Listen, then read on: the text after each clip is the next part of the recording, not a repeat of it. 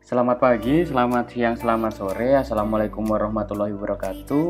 Jadi untuk hari ini kita di mata kuliah Data Mining Kesehatan untuk pertemuan kelima. Untuk pokok pembahasan hari ini kita membahas tentang konsep query. Nah, kalau diingat-ingat kita sudah pernah belajar tentang konsep query pada mata kuliah database. Pastinya masih ingat di semester kemarin kita belajar tentang macam-macam query dan fungsi-fungsi dari masing-masing query tersebut. Langsung saja kita ke indikator penilaiannya. Yang pertama adalah mahasiswa mampu menjelaskan konsep bahasa query dan jenis-jenis bahasa query. Yang kedua, mahasiswa mampu menjelaskan proses query pada database. Yang ketiga, mahasiswa mampu membuat analisis data mining menggunakan query. Konsep query.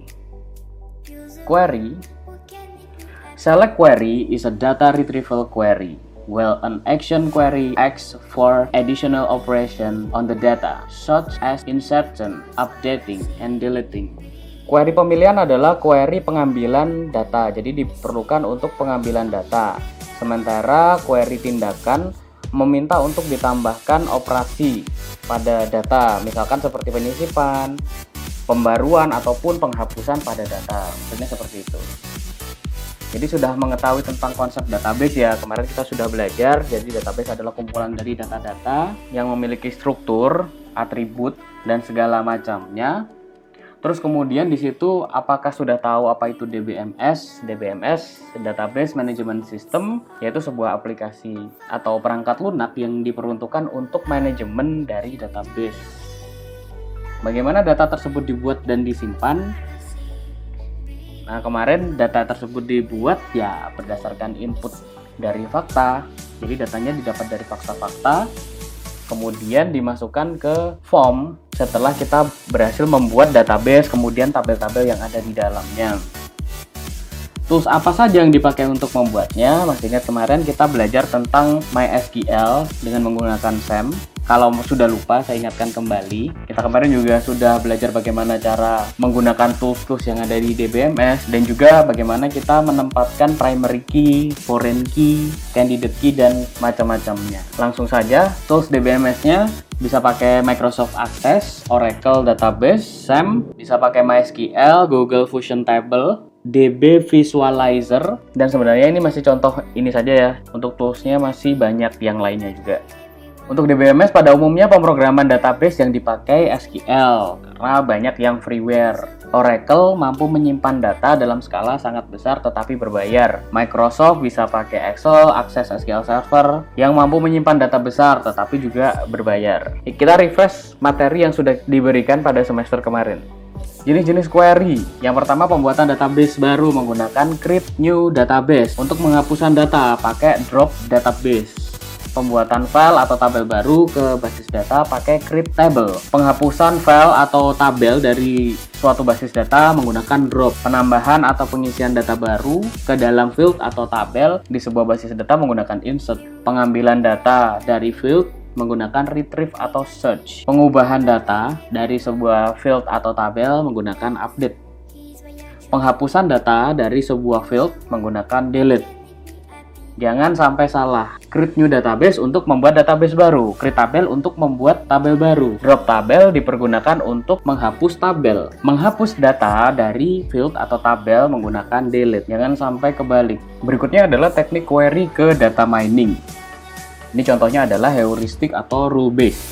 Teknik ini mengaplikasikan aturan heuristik untuk mempercepat proses query. Jadi kalau rule based itu berbasis aturan artinya. Optimasi jenis ini mentransformasikan query dengan sejumlah aturan yang akan meningkatkan kinerja eksekusi. Jadi untuk query di dalam data mining itu sangat membantu sekali ya, karena kuncinya sendiri itu kita kan berhubungan dengan data. Kemarin kita sudah mempelajari tentang query, bahwa query itu dipergunakan untuk memanipulasi dari database. Maksudnya memanipulasi ini bukan berarti mengubah-ubah, bukan berarti membuat jadi palsu atau semacamnya, tapi di dalam manipulasi ini dia membantu dalam proses pengolahannya. Misalkan bagaimana sebuah data itu bisa direlasikan dengan data yang lain, ataupun juga apabila ada kondisi yang sudah ditentukan aturannya gitu, dia bisa menghapus data yang lainnya, ataupun juga dia itu dengan kondisi yang A, maka kondisinya B, seperti itu. Oke, lebih jelasnya seperti ini. Jadi di dalam data mining ini contohnya adalah satu metode namanya decision tree. Jadi decision tree ini bahasa Indonesianya adalah pohon keputusan.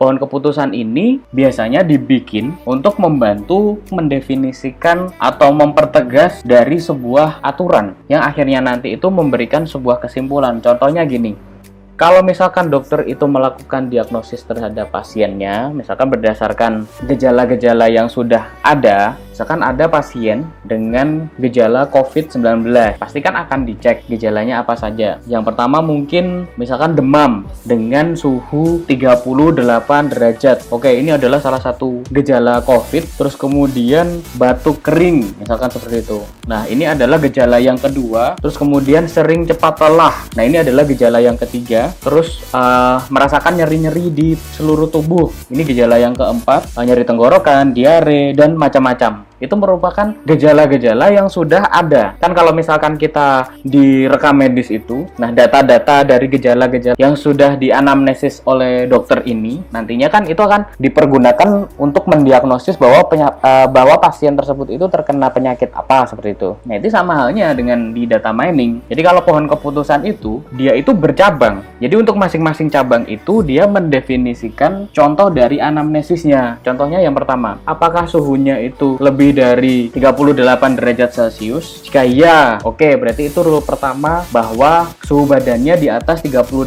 derajat Celcius. Untuk rule yang kedua, apakah batuk kering? Ya, misalkan gitu. Nah, berarti dia sudah memenuhi rule yang kedua. Terus kemudian apakah dia diare? Terus iya, oh itu rule yang ketiga. Dan seterusnya. Nah, antar rule yang ada di dalam data mining tersebut, dia nanti akan diproses bisa menggunakan query-query tadi. Misalkan mau digabungkan dari query pertama, query kedua, query ketiga, ataupun query yang lainnya juga. Nah, itu teknik penggabungannya rule ataupun aturan ataupun anamnesis yang ada di situ, itu menggunakan query sebagai media pembantunya untuk manipulasinya, untuk manajemennya, seperti itu. Jadi untuk query sendiri itu sangat penting dalam data mining, terutama untuk metode-metode yang dipergunakan di situ. Jadi kalau kita sudah menggunakan teknik query di dalam data mining, misalkan ketika ada programmer itu membuat program dalam pemrosesan data mining, misalkan gitu, query ini membantu otomasi untuk menggabungkan gejala-gejala ataupun data-data yang ada di dalam